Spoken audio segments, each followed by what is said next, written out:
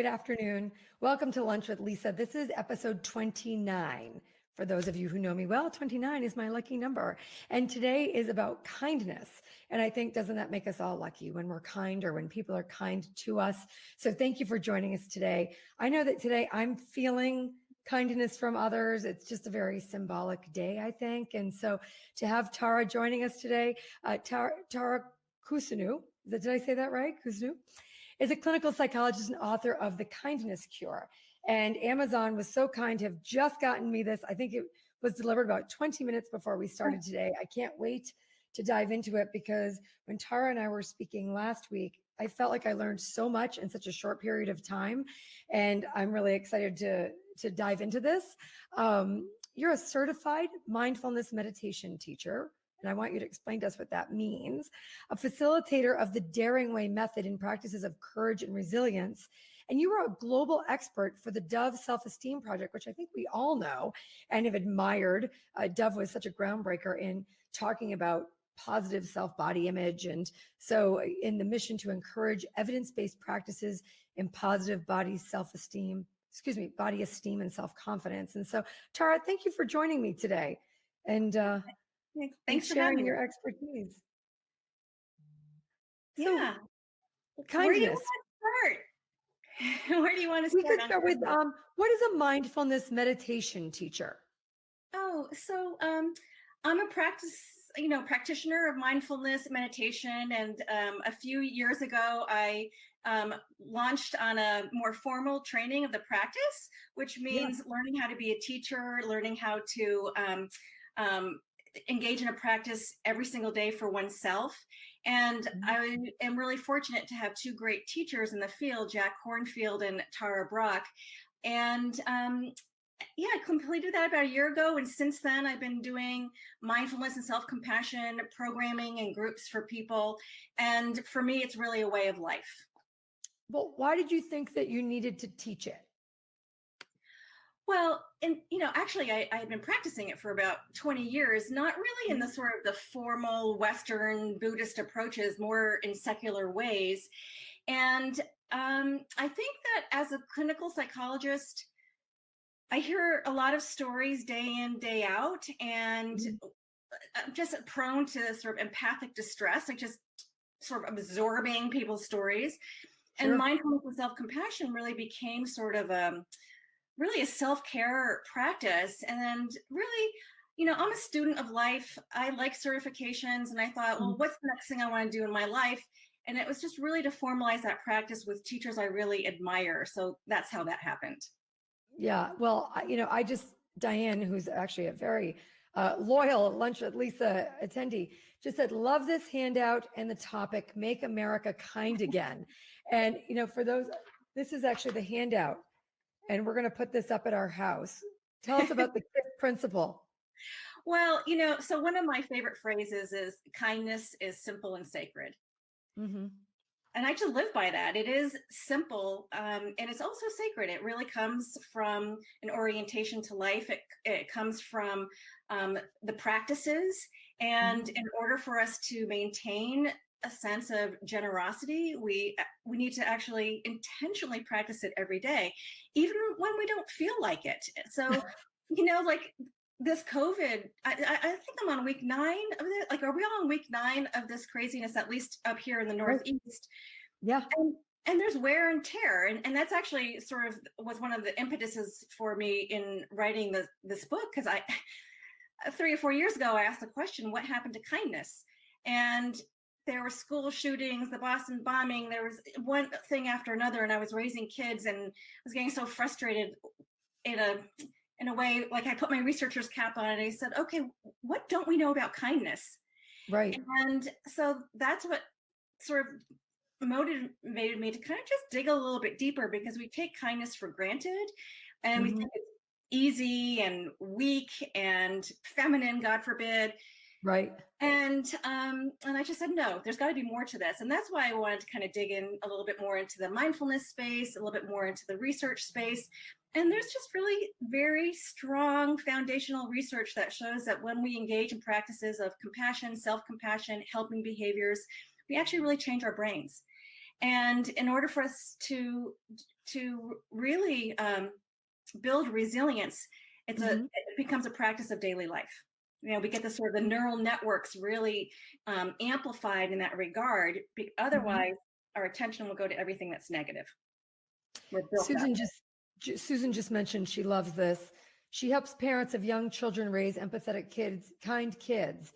It's a skill and will have positive effects for their entire lives. It's not just nice, it's a power. So, Tara, what did you learn that it was what I'd like to know when you said where did kindness go? Did you research that? Like where did kindness go and maybe So, why our culture changed? no, you know what I actually, so my conclusion is kindness is Mhm. still there. And so is cruelty. It's kind of Mhm. like this continuum. And it's really a matter of where we focus our attention. And so much of our attention is focused on what is threatening and dramatic and Mhm. horrifying. Fearful. And the media really capitalizes on that in a lot of Mhm. ways. And so I always say, kindness is a matter of attention. And Mhm. one of my pet peeves is, random acts of kindness, the whole bumper sticker thing. And I think, okay, Mhm. that's well and good, but really it's not random. It's Right. intentional. It's absolutely intentional. Mhm. And it is, as Susan is saying, it's empowering and it takes courage because sometimes we need to step up Mhm. and kind of stand for what we believe in when it comes to taking care of humanity, caring for Sure. people, emotional intelligence in kids. It takes effort, actually. It's not random and it's not flippant. It's not that easy. Yeah, it reminds me, we had Marla Schultz, who's a comedian, on a few weeks ago, and she was talking about using humor in situations, but she was talking about a girl bullying her once, and she came back with a compliment. And she said, just sort of laugh and say something nice. I love your shirt was, or I think it was, I love your blouse. And I think that that's sort of what you're saying is that you can respond intentionally with kindness, even when you might not want to, and it can change the dynamic of how people are thinking. Yeah, and I think it's so contextual, right? So Mhm. so that person probably felt safe in that moment, like she could actually Mhm. respond in that way. And I think that there's other kids who don't feel safe in those kinds of moments, and they really actually Right. need to protect themselves. Um, it's interesting, but it is this sort of cultivation, and I think one of the things about the science that is just so powerful is this capacity of neuroplasticity, and that's Mhm. that our brain changes based on what we experience in the moment. And so we Mhm. have this enormous capacity to change our lives by what we practice and what we focus on. So what we practice grows stronger. So if our attention is going to all the negative, the news, how awful everything is, well, guess Mhm. what's growing stronger? Literally, in Right. the brain is that sort of network. When we start to shift our attention to the things that are beautiful, your mom brought you a cup of tea. You've got the Mhm. flowers in the background. Flowers, is one of my quick antidepressants, actually. Right. But when we focus our attention on all these sort of beautiful moments, kind moments, we really start to shift how we feel and how we view the world. Tara, when you bring up the flowers, one of the interesting things about my flowers is that I always think of flowers with gardening and planting, which is one of my favorite things. And I was taught how to do that by my grandmother, who's actually 103 and still tends to her gardens. And it gives me such warm feelings every single time I'm cutting a flower. I think of my grandmother, but then I think about gardening with my parents or gardening with my daughter. It's amazing how all these emotions, like almost like subliminally, come to me every time there's something with plants. And so, again, thinking about triggers, are there things that people can do that almost remind them to be kind, or like almost trigger them to think good thoughts like that? Do you have Well, suggestions? yeah, so I think that we need lots of reminders. I always say I'm the queen of affirmations. I have them on my wall. I wear them. I have, I love sort of oracle card decks. I love pulling a Mhm. card with an affirmation. Maybe that is something that's helpful because I have to get out of my head.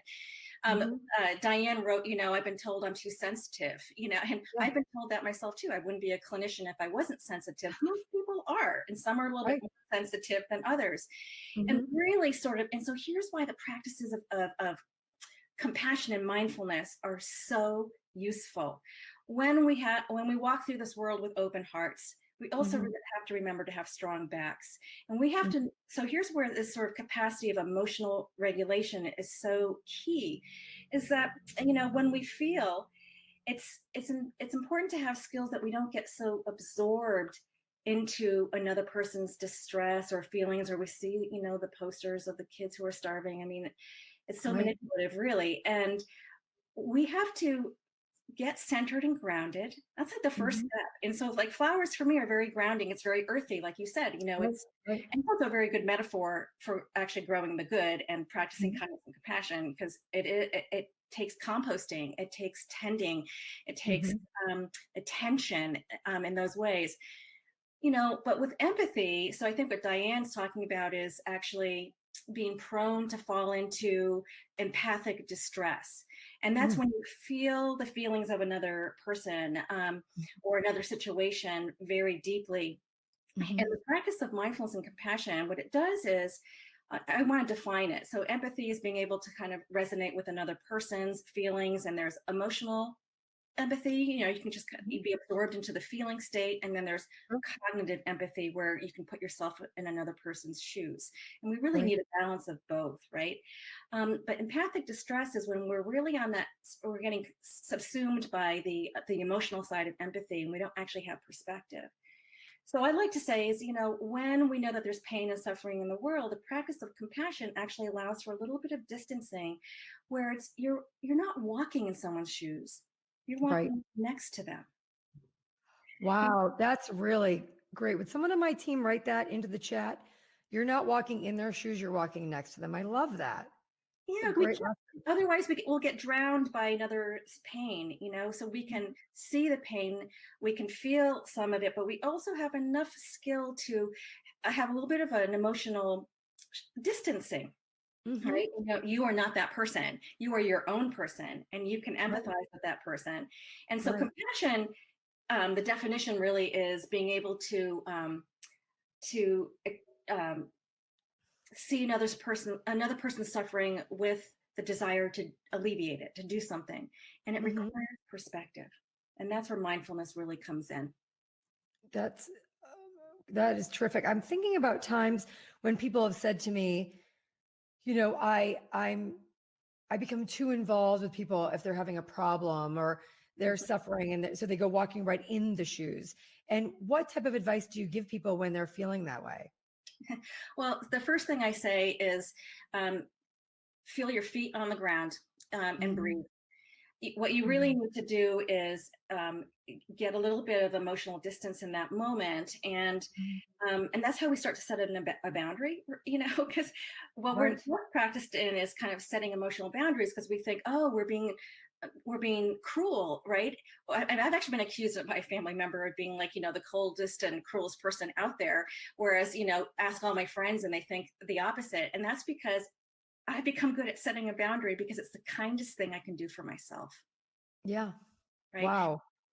You've also mentioned that kindness and compassion really affects our health and us mentally. And I know I'm referencing so many of our great guests now, but we had a woman on talking about Lydia Denworth talking about friendship, and she's done this same type of studying about friendship and the effects on us in our brains. And so, same thing with kindness and compassion, right? Yeah, so I'm going to just go through the list. This is in my book, Mhm. because it's almost like there's only good that comes from it. Basically, there's no negative here. So Right, basically, right. when we start practicing, mindful self-compassion or compassion acts, it activates the emotion regulation, networks in the brain. Mhm. It gets you out of the limbic system, our emotional alarm bell, to the prefrontal Right. cortex. That starts to get strengthened. That's really important for resilience. It Yep. so self-compassion practices in particular alleviate symptoms related to depression and anxiety, protects against post-traumatic stress disorder in veterans. So if you can imagine veterans sitting in a circle, breathing and putting a hand on their heart, if these guys can do it, you can do it. And it actually Right. starts to change their nervous system. You do it for a couple of weeks, it starts to kick in. Right. Um, Lessens migraines, chronic pain, lessens sort of stigmatization and judgment of other people. That's more on the attitude side. Mhm. Improves longevity. So here's the other, like, actual helping behaviors. 1 hour a week of volunteering will extend your life. I mean, that's like a Wow. hit. So um, I have a colleague who says, the best prescription for people is to go out and volunteer, to help in. Wow. Yeah, and Wow. with the loneliness epidemic, you have to kind of think, yeah, well, that makes sense. And if you think it's 1 hour a week, right? So if you think about all the hours in your week and how you spend it, and particularly now, I'm sure that there are ways that we can volunteer or be helpful 1 hour from home, even, right? Maybe making a phone call to somebody or on behalf of somebody or a charity. Do you have suggestions of what people can do from home that Yeah. is kindness? Well, I think people have been so creative. I've been so impressed in the last 2 months. My sister-in-law, I think, has made 10,000 masks for New York State, or more, maybe 30,000 now. And I actually have another friend who's just started with a little group over in Hingham, Massachusetts, sewing masks. So it's like the sewing circles. Like, women come together for these kinds Yeah. of things. It's amazing. But there's even things like doing. So I see a lot of students, right? That's my work, seeing students and graduate students who are doing, like Zumba classes together, because it makes them laugh, right? So it might not be something direct to this cause, but it's direct to us, right? And so when we can start supporting one another and connecting in a way that's fun, silly, healing, we're Mhm. strengthening our own inner reserves so that we can be more available when the time comes to maybe do something more interactive, say, in the community. Um, And it it's builds our resistance at the same time, you said, so that we're not feeling the same anxiety because we have a different outlet and our brain is actually programming to think differently.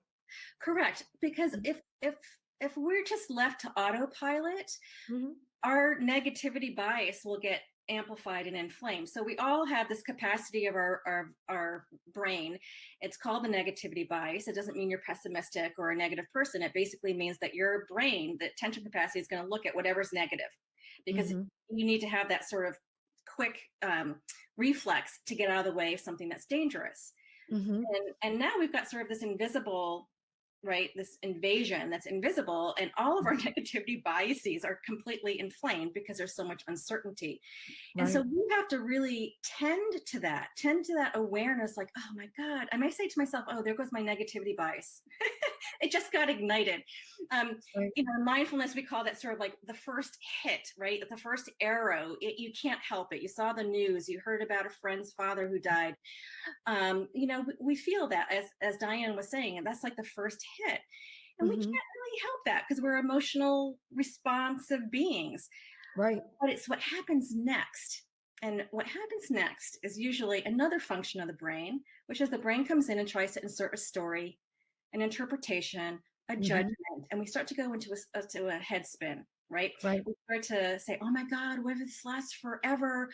You know, all these sorts of things. And all of a sudden, we've just given ourselves a second arrow.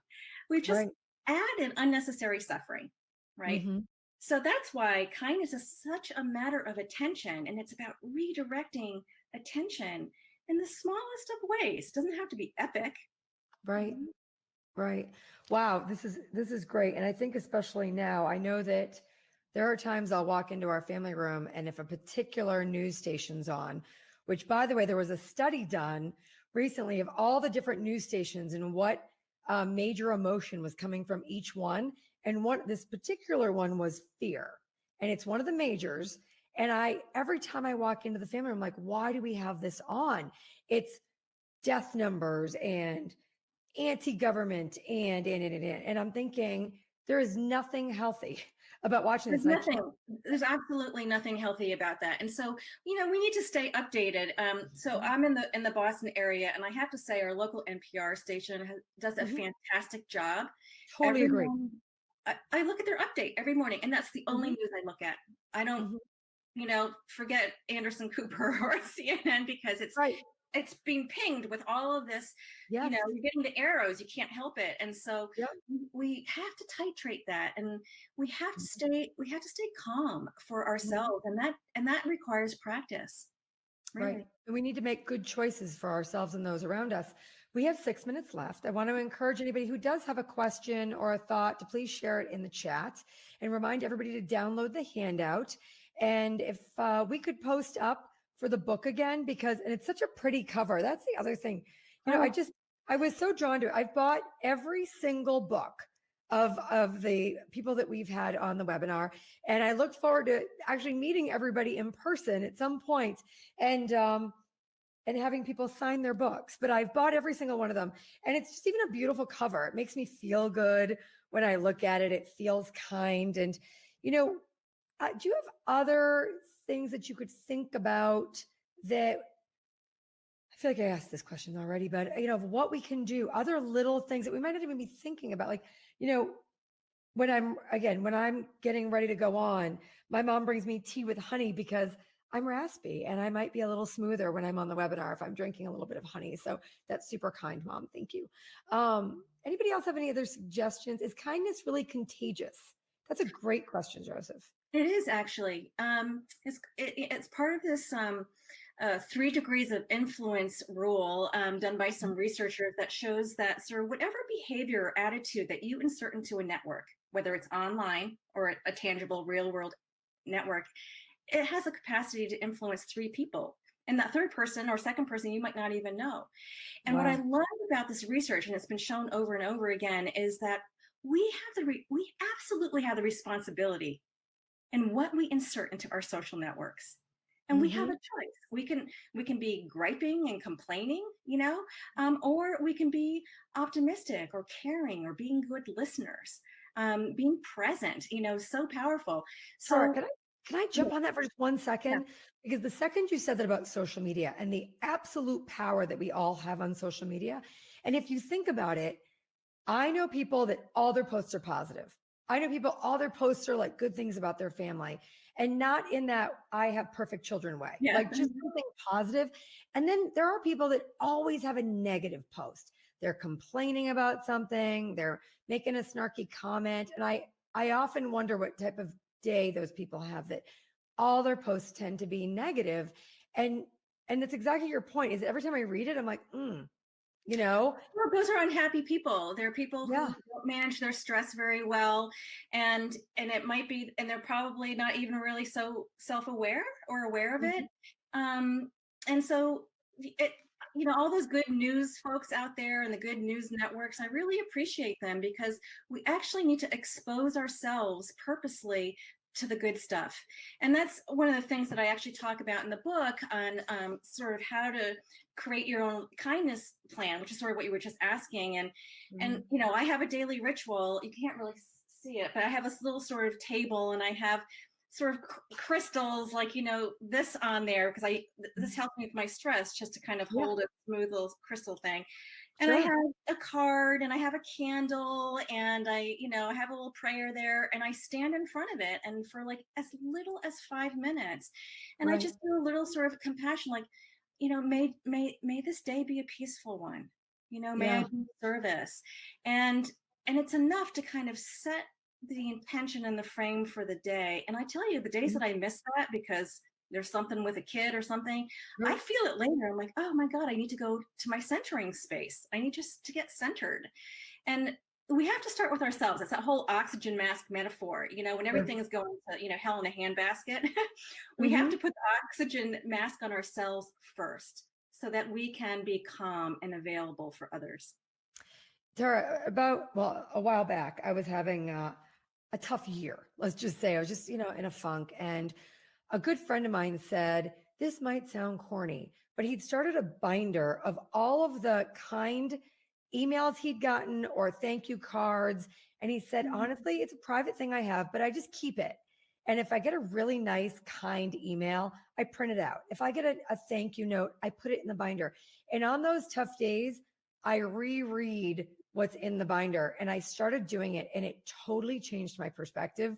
It totally changed my mind, and it reminded me of those good things. And it was almost like that reprogramming. And it's one of the best. I just remembered that when you were talking about these It's things. totally reprogramming, or we would say Yeah, it's actually, you can tell him it's positive neuroplasticity training. I mean, right. he is actually really growing these other sort of neural networks in his nervous system for this orientation towards appreciation, right? And generosity and kindness. And we need the reminders, because our brains will remember what's negative lest they happen again, right? Right.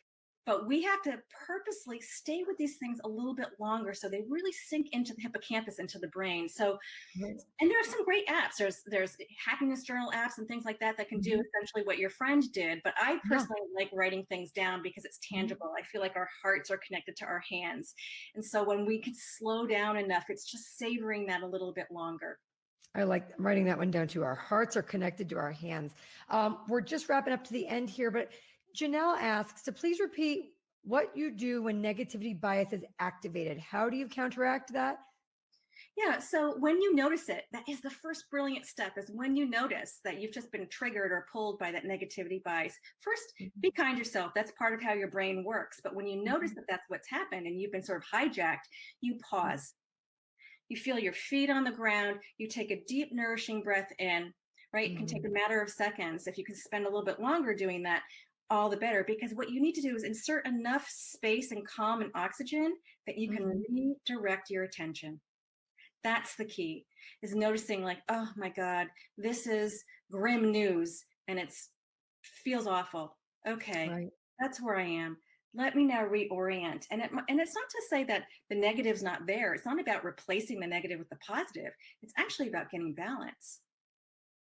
I think we've all learned a lot in this 25 minutes, and all these little things that absolutely change our lives and our direction. So Tara, this is really great. Thank you so much for being on and sharing this. And speaking of kindness, I'm going to divert just a little bit for 1 second here. But for those of you who were on yesterday or received our email today, a special campaign that we're working on, both the Nickerson Agency and Lunch with Lisa, is supporting my dad actually during this time, who was diagnosed with stage 4 cancer in February, just going into the pandemic. And next week, Dr. Lori Glimsher, who is the CEO of Dana-Farber, will be on. And speaking of kindness and compassion, next Thursday, we're going to be talking about families that are battling cancer right now, with patients in isolation and families not being able to connect and having to connect with one another via Zoom, and how that feels during this time, and remembering that cancer doesn't stop for a pandemic, and for others, maybe Alzheimer's or any other affliction. And so, again, taking these thoughts of today to next week, what we did is we decided to turn this, and this happened so quickly.